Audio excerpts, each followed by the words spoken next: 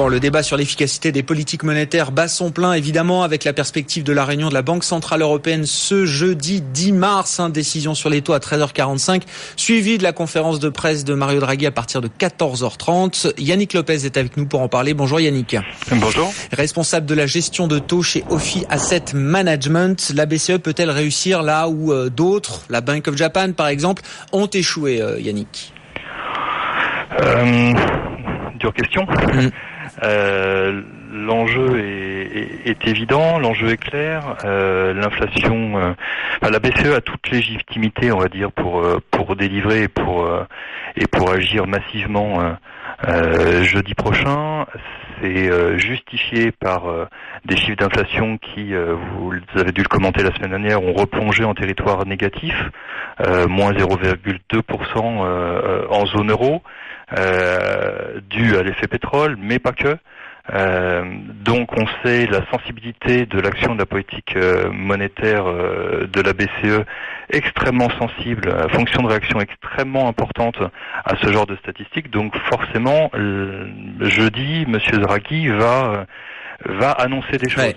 Voilà. De toute façon, il avait préparé le terrain lors de sa dernière conférence de presse et réunion fin janvier. Donc le marché est dans l'attente de quelque chose d'important. Et le marché est aussi inquiet, j'ai envie de dire, quelque part, où on s'interroge, nous, côté gérant, parce que au mois de décembre, le marché était également dans l'attente d'une action massive.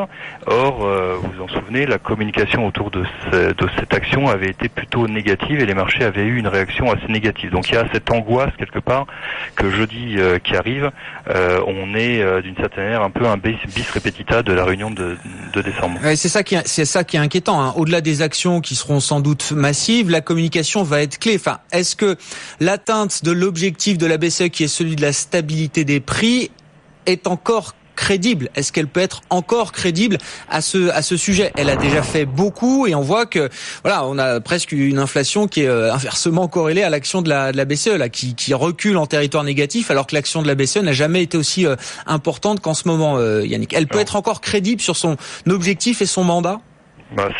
C'est vrai. Enfin, moi, je trouve que c'est compliqué parce qu'effectivement, on est dans de l'expérimentation quelque part d'action de politique monétaire, et d'ailleurs de plus en plus de voix s'élèvent de la part d'experts, d'économistes sur le côté justement inconnu des conséquences de ces politiques monétaires extrêmement accommodantes et jamais expérimentées, des conséquences à long terme. C'est vrai qu'on a du mal à les quantifier. Donc c'est vrai que de ce côté-là, on a la crainte que les banques centrales, pas que la BCE d'ailleurs, la Réserve fédérale américaine est aussi un petit peu sur le grill de ce côté-là, on a la crainte que les banques centrales aient fait leur maximum, mais qu'elles n'ont pas des remèdes à tout. L'action de la Banque centrale européenne ne peut rien contre la chute des prix du pétrole, comme on l'a vu. Alors ça rebondit depuis quelques jours, mais ne peut rien contre le déséquilibre offre et demande.